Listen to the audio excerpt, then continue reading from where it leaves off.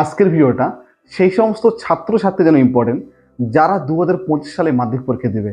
তোমরা যদি মাধ্যমিক পরীক্ষায় ইংরেজিতে সর্বোচ্চ নম্বর তুলতে চাও, তোমাদের কিন্তু মাধ্যমিকের ইংরেজিতে 3টা রাইটিং স্কিল লিখতে হবে।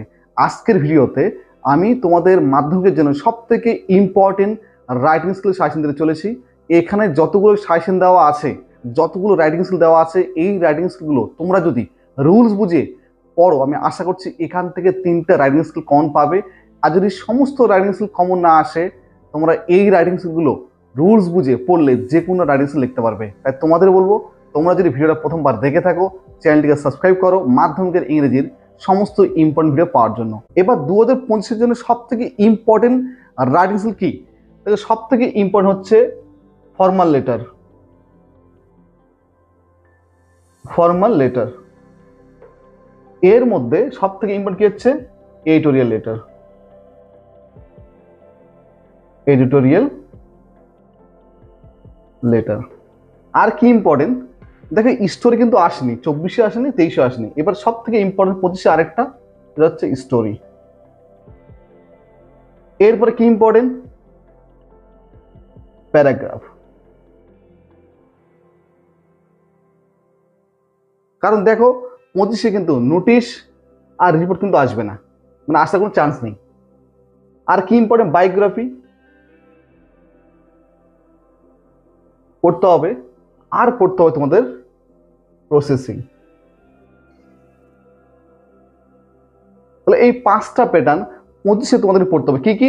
ফর্মাল লেটার, মানে সব থেকে বেশি করে পড়তে হবে তোমাদের এডিটোরিয়াল লেটার, এবং স্টোরি পড়তে হবে, প্যারাগ্রাফ পড়তে হবে, বায়োগ্রাফি পড়তে হবে, প্রসেসিং পড়তে হবে। এই 5টা প্যাটার্ন রাইটিং স্কিলের মধ্যে তোমাদের যে কোনো 3টা রাইটিং স্কিল প্যাটার্ন কিন্তু 2025-এ তোমরা পেয়ে যাবে। এবার তোমরা দেখে নাও যে 2025-এ কোন কোন রাইটিং স্কিলগুলো তোমাদের ভালোভাবে পড়তে হবে। রাইটিং স্কিলের মধ্যে সব থেকে ইম্পর্টেন্ট হচ্ছে লেটার রাইটিং, আর তার মধ্যে হচ্ছে তোমাদের কি টাইপের লেটার? Formal letter. নাম্বার 1 দেখো কি আছে এখানে।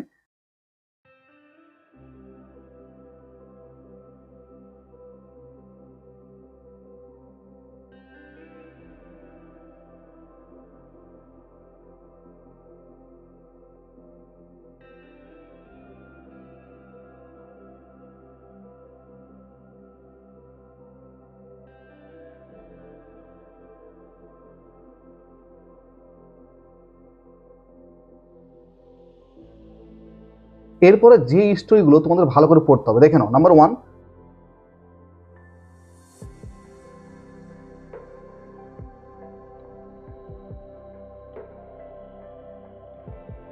এবার কি কি প্যারাগ্রাফ ইম্পর্টেন্ট দেখে নাও।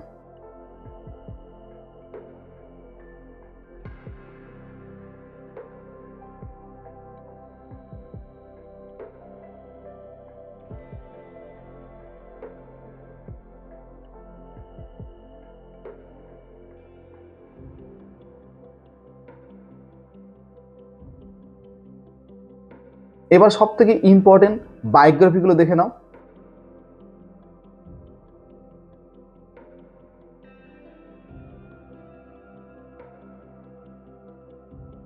এবার কোন কোন প্রসেসিং ইম্পর্টেন্ট দেখে নাও।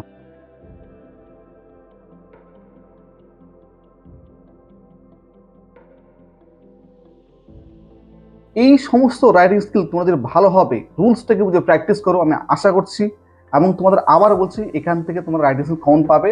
আর সমস্ত রাইটিং স্কিল কমন না আসলে পরীক্ষায় যে কোনো রাইটিং স্কিল আসুক, তোমরা কিন্তু ইজিলি লিখতে পারবে। তাই তোমাদেরকে এই রাইটিং স্কিলকে রুলস বুঝে এখন থেকে প্র্যাকটিস করতে হবে, যাতে করে মাধ্যমিক ফাইনাল পরীক্ষায় কোনো রাইটিং স্কিল লিখতে অসুবিধা না হয়।